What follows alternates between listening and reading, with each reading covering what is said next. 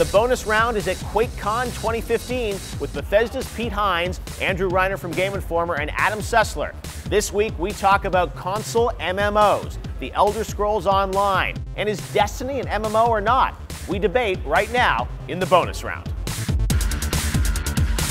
Hey guys, we're back here at QuakeCon in Dallas, Texas with Andrew Reiner, Pete Hines, and Adam Sessler. We've had a great time here hanging out with all the guys in the BYOC. It's getting a little later in the day, so we hear a little more yelling now because they're having fun playing Rocket League. This week we're going to talk about console MMOs. Pete, you guys had the recent experience of bringing out the Elder Scrolls Online to consoles. I have to admit, I haven't really played a lot of console MMOs, although we were saying in the break, like Destiny, you could argue maybe sort of is MMO-esque. Somewhere around that space. But maybe I'll start with you, Pete, because I think console MMOs, you know, people have talked about them over the years. There have been Final Fantasies, there have been a couple games that have experimented with it. But you guys obviously had Tesso on PC, decided to bring it to console. You took extra time to sort of get it ready for console. Yep. What has that experience been like? Do you think like console MMOs, is that really gonna, like, is it gonna grow as a genre? I hope so. You know, to answer your first question, what was it like? It was really hard. Like, I don't think you folks appreciate at a base level. It's like, yeah, we'll make the controller, you know, work or change the UI, but the stuff that has to happen on an incredibly technical level and passing information back and forth with two completely different platforms that have their own rules and systems for what you're allowed to do, and the simplest things like naming your character and whether or not that name can appear above your character or it has to be your gamer tag, or what friends are you allowed to pull for your friends. Like, just, there are a million of those things that you have to go through just to get the game to work and function, and how all of that stuff works is a real challenge. Now, having said that, you know, super proud of how well that game turned out and what the response has been. Like, it's been awesome how well the game has done for us, so it's like, it was all worth it. And now that we've gotten over the hurdle of getting it out, we can kind of shift our attention to, you know, new features and bringing out more content. But it's definitely a challenge and a big undertaking because of all the technical requirements for having all of that stuff work. I don't know if you know the answers, but is it a different audience that's playing on console, or a lot of the PC people move to console? It's one of those things that's really hard to tell. Like, I can't look at it. I mean, I can look, I guess, at any specific gamer and see whether or not, like, do they have Skyrim achievements as well or not. But I think it's a little bit of both on the console. I feel it's a lot more of like an Elder Scrolls, like Skyrim fan. I don't know how many MMO specific fans there are on console. There's probably some. I don't know how many. But you know, as we were discussing, like, it's not like there's 25 to choose from. It's a pretty small pool. I do think it has the potential to grow. I do think the way that we did, you know, the Tamriel Unlimited, you know, not really dissimilar to Destiny, as far as you buy the game, you just play the game as much as you want, and not having a subscription was pretty important for us, understanding that audience and sort of the way they perceive Right, MMOs. I think that's the thing is, you know, and it's more of a business discussion, I guess, but this idea of, you know, it used to be MMOs, certainly in the PC space, you'd spend your $60 to buy the game, and then you'd pay your, you know, probably between $10 to $15 a month for a game. I mean, it's a lot of money when you add it all up. And I think that's part of the thing, the trepidation, I think, for console companies is like, you know, if you're going to be spending $15 a month playing a game, there are a lot of games you won't be buying probably on the console. Right, but you get your bang for your buck, right? Like, you're dedicating hundreds of hours into these games, right? To get to the end game and the raids and all that kind of stuff. And I think the issue on the console is that you are putting a subscription on top of a subscription. That does, for folks, get a little bit like, wait, I already have this one. Why do I need this other one? I'm already playing a subscription to play online, and so that does get a little wonky as well. Now, Pete, do you think, though, that people are going to start to look at the console market as being essential if you're going to have a new MMO, that's going to change, that's going to really shift it from the subscription model into, like, I don't know if a one-time fee? I don't know if they will. I think they should. The PC audience is incredibly diverse. It encompasses just about every possible form of gaming, much more so, I think, than consoles in terms of what is possible and what is, you know, what can succeed on that platform. So there's certainly lots of games that you could say, I'm going to make for a PC and never even tempt on a console, and you'd be totally right to do so. having said that, if you're doing an MMO like the one that we did, or some of the ones that have done well in the PC and past, I don't know why you wouldn't look at the console, because one of the things I think hopefully we've gotten over is that people on consoles love games, and they love all kinds of games. You know, back in 2000, people were telling us Morrowind was never going to work on a console because console gamers don't get that kind of thing, and they like platformers, or they like these kinds of things, and nobody wants like a sophisticated, deep RPG.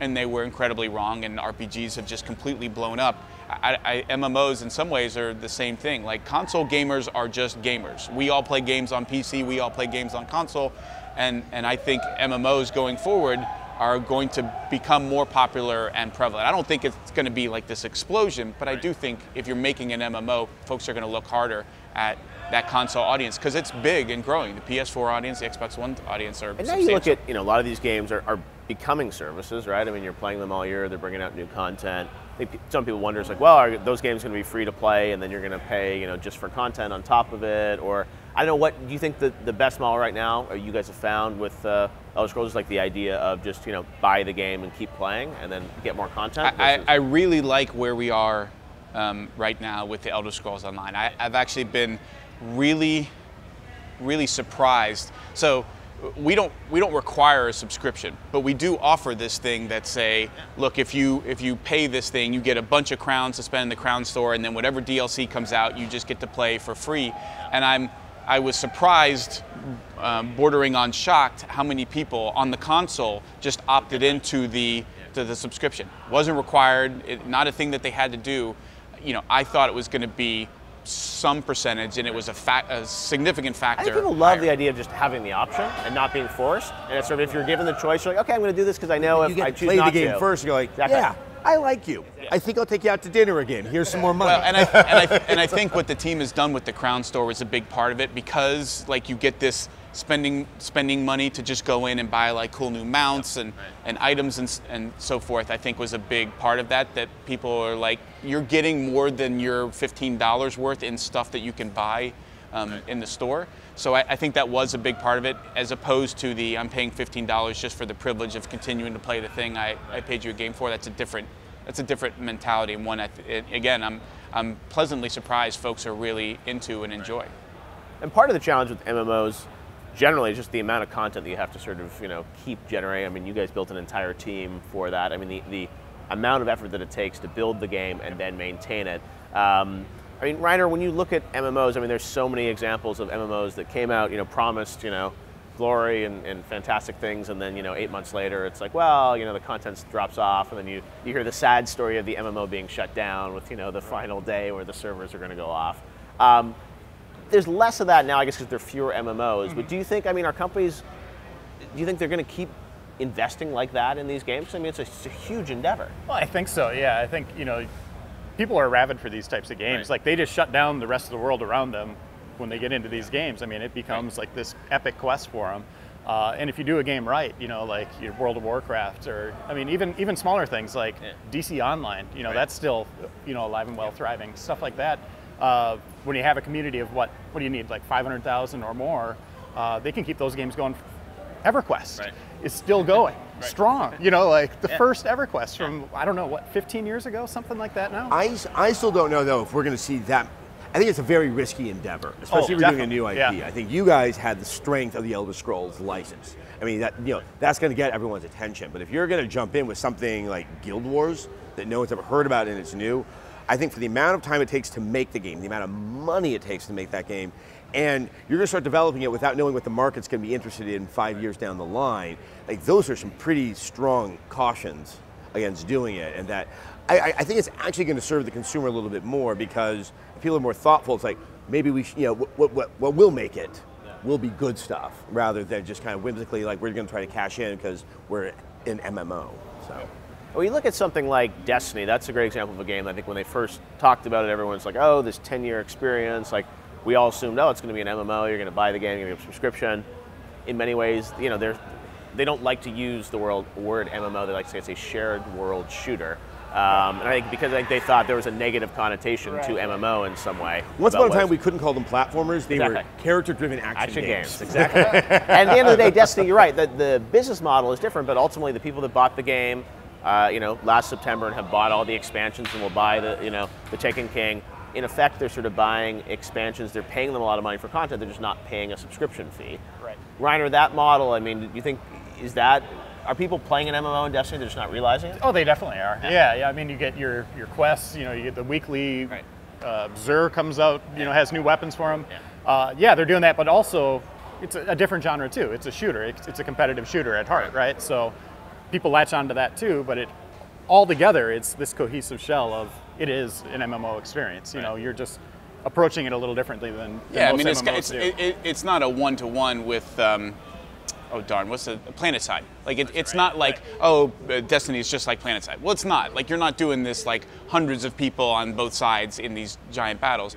But to Reiner's point, like people are going on raids that take 4 hours. People are joining up and playing. There's an online competitive component. Like it has, you're jumping into a thing and doing all of these quests. You're leveling up and deciding what kind of character. People have multiple characters on the server and they change between that sounds like an MMO. Yeah, grinding for epic loot. It's just that but they've found their own way. And by the way, I don't blame them for saying like, well, we don't want to refer to it as an MMO. In part because you do have this challenge in a console space that isn't just it's not as prevalent a thing. Right. So you don't want to start using language that is off-putting. If you're just like, yeah, it's an online shooter, everybody's like, oh, well, I like shooters and I play online, so it's fine. Yeah. So I do understand where they're coming from and saying, well, let's not use a word that people are like, ooh, I don't play MMOs. Like, well, do you play Halo? Like, yeah, I love Halo. Oh, well, then it's Halo.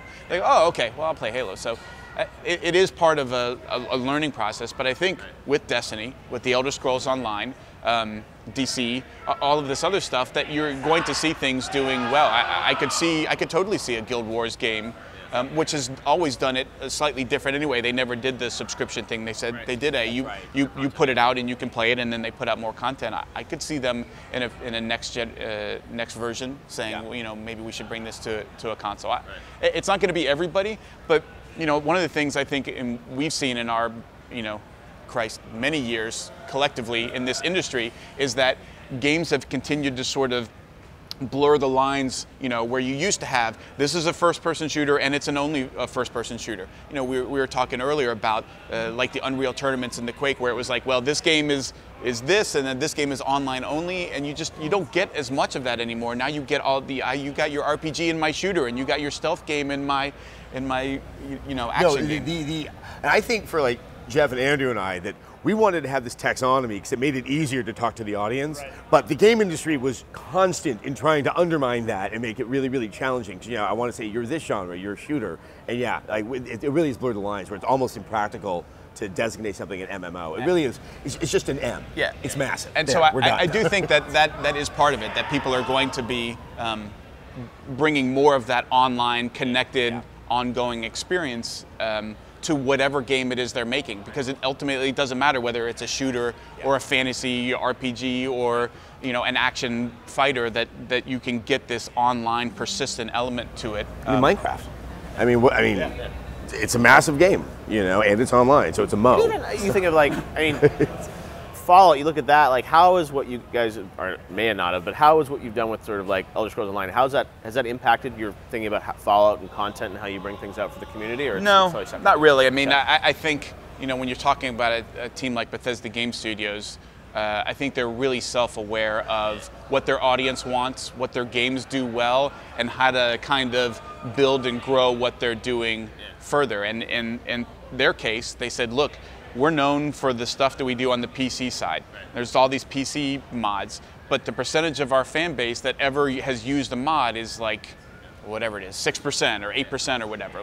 And when you talk about Skyrim, that is just tens of millions of people who have never played with a mod in their life. Well, how do we do that better? How do we bring that fun experience to more? And the answer is, well, we push with somebody like Microsoft to say, your console doesn't support this, but could it? What could we do with you guys to make it happen so that we can take stuff made on a PC, which again, you go back to the original Xboxes and PS2s and PlayStations, like the notion of taking a PC file and dropping it on a console is just completely verboten. Like it breaks every security rule and every closed system.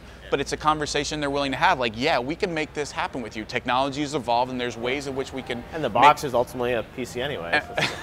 You said that, not me. But to be able to do that across all platforms, and to be able to take stuff on the PC and now drop it on a PS4 or an Xbox One is going to allow for those kind of more shared experiences. I think that's a really good direction for Fallout 4 to be going. Awesome, absolutely. All right, well, thanks, guys. Good hanging out with you here at QuakeCon. We'll check out Fallout later this year, and Elder Scrolls Online out now for PC and console. Thanks, Pete, Adam, and Reiner. And we'll see you next time right here in the bonus round.